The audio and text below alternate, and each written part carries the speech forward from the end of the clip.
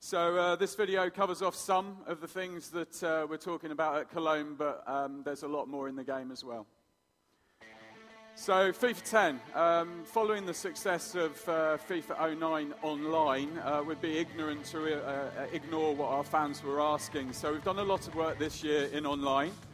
We've improved our matchmaking based on the skill level of you and also where you are in the world, as well as giving you filters to be able to select opponents based on things like game speed and how good the team is they've picked, and also worked on a fair play system to ensure that new rankings are more appropriate, and we've removed a lot of exploits as well. There's a lot more in there as well, but that's kind of the headline stuff.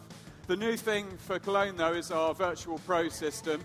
For the first time in FIFA, you'll be able to take your face and put it onto a professional football player using our photo game face technology. It's available on our easportsfootball.com website. Upload your photo, edit it, and then download it into your FIFA 10 game. Once you've downloaded that face, you'll be able to play in any of our game modes, even offline, such as manager mode, be a pro, tournament mode, and lounge mode, and exhibition matches. And once you're playing, you'll be able to develop and grow your pro by unlocking in-game accomplishments. These accomplishments are basically triggered by events in the game that you've done. You'll be able to upgrade your pro's attributes, unlock traits like long throws, unlock additional celebrations, and also upgrades to your kit. You can track your progress in a book. You can see how well you're doing, how many accomplishments you've unlocked, and also how far you are through each one, as well as getting some hints and tips, but not for the secret ones. Depending on what you want to do with your pro, you could select Pro Club Championship, our new online clubs mode, allowing you to create a professional club and then compete online internationally. There'll be regional leagues as well as an overall worldwide ranking system, which will allow you to see how good you are as a team. If you want to play as an individual, you can in a club by taking your player into an ad hoc game.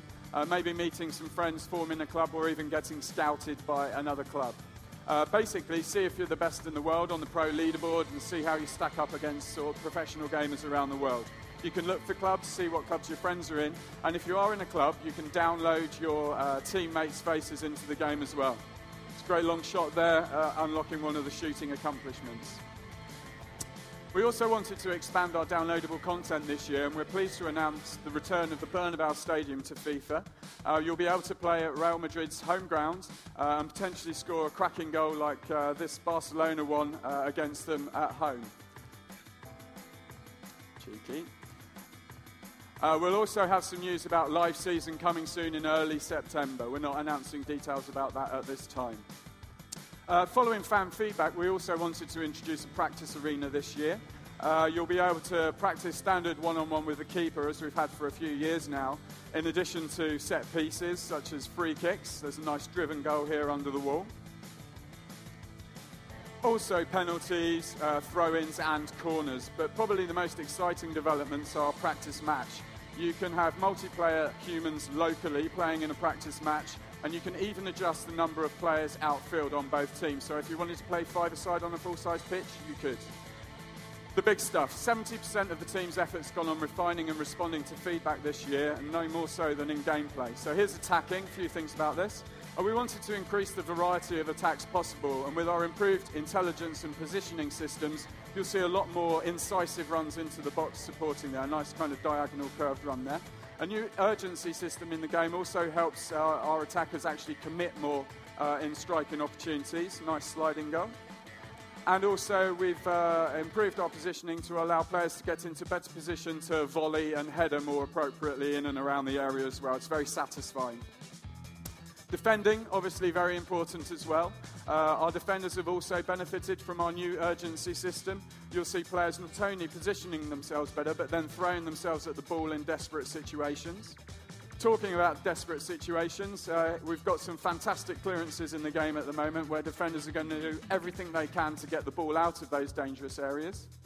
And also throw themselves in front of passes and shots, both in the air as well as along the ground with sliding blocks and also stretch blocks. Our goalkeepers, our number ones, also have benefited from the improvements, both in urgency and also their ability to recover from mistakes, making secondary saves. Their sharper reflexes are due to the fact we've increased our coverage in goalkeeper animations, and better positioning means they'll be able to cut down the angles more appropriately. That, combined with the ability to run back to their line and scoop the ball off the line in desperate situations and playing it safe, means the game's much more balanced in and around the box. Innovations now, 3 really cool ones. We wanted to take some inspiration from the real world of football and put in a decent set-piece creator. And we've done that so gamers can actually create their own set pieces. Choosing one of 8 different regions, gamers will be able to record off-the-ball player runs, recording up to 4 of these in each of those 8 areas for 32 in total. You can edit them for up to 9 of your outfield players, practice them, play them back, and then actually trigger them in-game. So in a fouling situation like this, you'd be able to trigger one of those 4 set pieces and actually try and surprise your opponent. So it's a really cheeky little free kick here. Nice little back heel coming up, setting up with the guy running in for a cracking shot there. Really excellent finish. Freedom in physical play. We really wanted to introduce a more organic feeling sensation on the ball.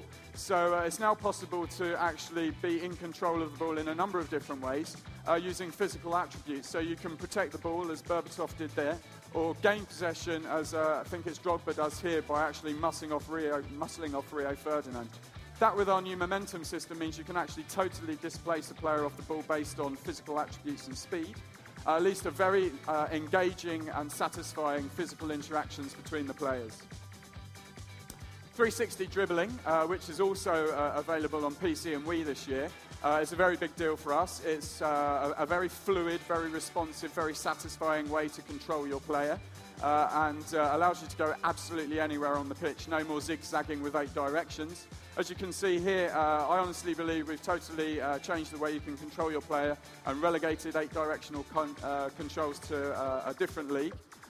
You can also express yourself very freely on the ball with skilled dribblers. It's extremely satisfying, and I suggest you go have a play of it on the show floor.